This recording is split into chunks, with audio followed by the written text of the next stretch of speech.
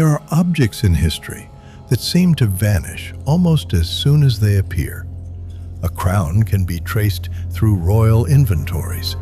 A sword can bear the marks of its maker. A manuscript can survive in a monastery for centuries, carrying with it a written record of those who copied, guarded, and possessed it. But one of Christianity's most mysterious relics entered history for only a few seconds. A Roman soldier stood beneath a crucified man on a hill outside Jerusalem. He raised a spear, drove it into the man's side, and withdrew it. Blood and water flowed from the wound. And then the spear disappeared. The Gospel of John records the moment with striking simplicity. But one of the soldiers pierced his side with a spear, and immediately blood and water came out. The soldier is not named. The weapon is not described. Nothing is said about what happened to it afterward. Yet from this brief event emerged one of the greatest relic legends in Christian history, the story of the Holy Lance, the Spear of Longinus, and, in more modern popular mythology, the so-called Spear of Destiny. For nearly 2,000 years, emperors, crusaders, kings, popes, mystics, treasure hunters, and dictators have been connected to the legend. Multiple weapons and fragments scattered across Europe and the Middle East have been identified as the original spear. Some were carried into battle. Some became symbols of imperial authority. One rests among the treasures of Vienna. Another is associated with Armenia. A fragment is venerated in St. Peter's Basilica in Rome. But could any of them truly be the weapon that pierced the side of Jesus? Can the Holy Lance actually be traced from Calvary through history? Or did the original spear vanish forever on the day of the crucifixion, leaving later generations to fill the silence with faith, legend, politics, and extraordinary claims? The mystery begins in Jerusalem, sometime around the early 1st century. Jesus of Nazareth had been condemned to death by crucifixion under the Roman prefect Pontius Pilate. After being scourged, mocked, and forced toward the place of execution, he was crucified alongside 2 others. According to the Gospel of John, the crucifixion occurred shortly before the Jewish Sabbath.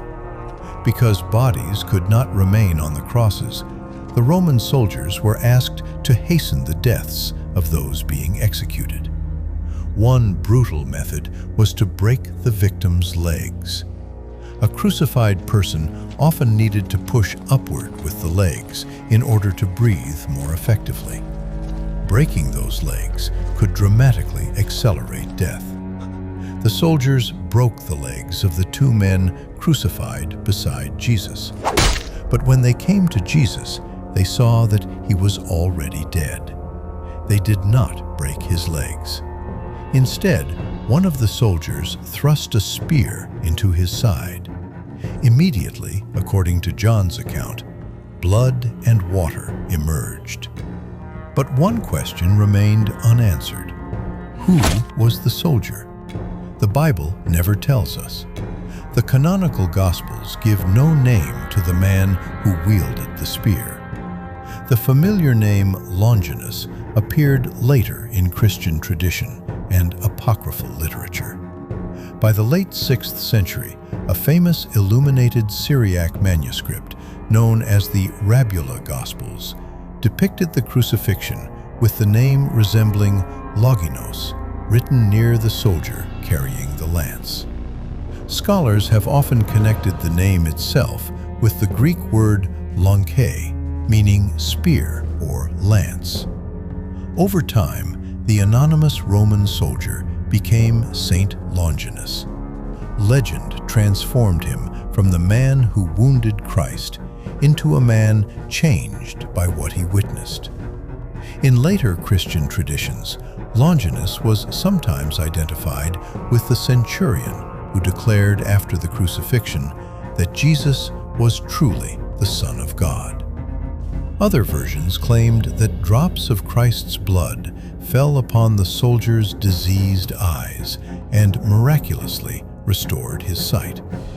He converted to Christianity, abandoned military service, preached the faith, and eventually died as a martyr. These details do not come from the canonical Gospels, and historians cannot establish them as biographical facts. But the story gave the spear a human identity. It was no longer merely the weapon of an anonymous soldier. It became the lance of Longinus. And as the legend of the soldier grew, so did the legend of his weapon. Yet here, history encounters its greatest obstacle. Between the crucifixion in the 1st century and the first clearly documented appearance of a relic claimed to be the Holy Lance, there is an enormous gap. The Gospel tells us nothing about the weapon after the crucifixion. There is no known continuous 1st century record of anyone preserving it. No chain of custody connects the Roman soldier at Calvary to any surviving spear today. That fact is crucial. Whatever may be believed through faith or tradition, from a strictly historical standpoint, the trail of the original weapon disappears immediately after its single appearance in the Gospel. Centuries later, however, reports of a sacred lance began emerging. By approximately the 6th century, a lance believed to be connected with the crucifixion was reportedly being venerated in Jerusalem. Over time, traditions developed claiming that the relic, or parts of it, had been moved from Jerusalem to Constantinople, the magnificent capital of the Byzantine Empire. And that is where the story becomes increasingly complicated, because there is not one Holy Lance today. There are several. Each has its own tradition. Each has its own journey. And none possesses an undisputed chain of evidence leading directly back to Calvary. One of the most famous lies in Vienna. Inside the imperial treasury at the Hofburg Palace is an extraordinary iron weapon known as the Holy Lance of the Holy Roman Empire. For centuries, this object was connected with kings, emperors, military victory, and supernatural power. But the Vienna spear has a complicated identity. It was not always claimed to be the spear of Longinus. At different moments, it was connected with Emperor Constantine and Saint Maurice, the legendary Christian soldier and martyr. Only by the 13th century did it become identified explicitly as the lance that pierced Christ's side. The Kunsthistorisches Museum itself dates the main lance to the Carolingian period, the 8th century, far too late to be the original Roman weapon used at the crucifixion. This does not make the Vienna lance historically insignificant. Far from it. It became one of the most important objects of the Holy Roman Empire. The spear was more than a religious relic. It became an instrument of political legitimacy. To possess it was to claim a special connection between earthly rule and divine authority. Holy Roman emperors came to regard the lance as one of their most sacred imperial insignia. It was believed to represent legitimacy, protection, and even invincibility. The weapon was associated with the idea that whoever possessed it might possess the favor of heaven itself. The Vienna Museum explains that the lance's legendary value was closely connected with the need of Holy Roman emperors to possess powerful sacred relics comparable to those held by the Byzantine emperors. Emperor Charles IV, who deeply revered the object, added a golden sleeve bearing the inscription meaning "Lance and Nail of the Lord." The object eventually became wrapped in one of history's most sensational modern legends: Adolf Hitler. According to the famous modern myth, Hitler became obsessed with the Holy Lance after seeing it as a young man in Vienna. Some versions claim he believed that whoever controlled the spear could control the destiny of the world. After Nazi Germany annexed Austria in 1938, the imperial regalia, including the lance, were transferred from Vienna to Nuremberg. At the end of the Second World War, American forces recovered the imperial treasures. The lance was later returned to Vienna. From these real historical events emerged a much more dramatic story: that Hitler had deliberately seized the spear because he believed it gave him supernatural power, and that his death coincided ominously with the moment he lost control of it. And the Vienna object itself cannot be the first-century spear described in John's Gospel, if its main construction dates to the 8th century. But Vienna is only one claimant. Hundreds of miles to the southeast, in Armenia, exists another. The Armenian Holy Lance is traditionally associated with the ancient Christian heritage of Armenia and is preserved in connection with the mother see of Holy Echmiadzin. Armenian tradition holds that the Apostle Thaddeus brought the sacred spear to Armenia. The problem, once again, is documentation. The relic appears in the known historical tradition much later than the crucifixion. An authoritative reference history notes that Armenians have possessed a holy lance at Echmiadzin since approximately the early 13th century, although its earlier origin remains unknown. Intriguingly, it emerged not long after another famous lance associated with the First Crusade disappeared, causing some historians to wonder whether there might have been some connection. But there is no proof that the objects were identical. The Armenian spear also looks dramatically different from the Vienna lance. Its broad, almost diamond-shaped metal head bears little resemblance to a conventional Roman military spearhead. That does not automatically disprove its authenticity. A relic could theoretically have been altered, placed in a later casing, or reconstructed. But without a documented chain reaching back to first-century Jerusalem, its identity cannot be historically demonstrated. Then there is Rome. Deep within St. Peter's Basilica lies one of the most important relic traditions associated with the spear. According to the history surrounding the Roman relic, a fragment believed to belong to the Holy Lance had once been preserved in Constantinople. In the late 15th century, during the reign of Pope Innocent VIII, the Ottoman Sultan, Bayezid II, sent a lance fragment to the Pope.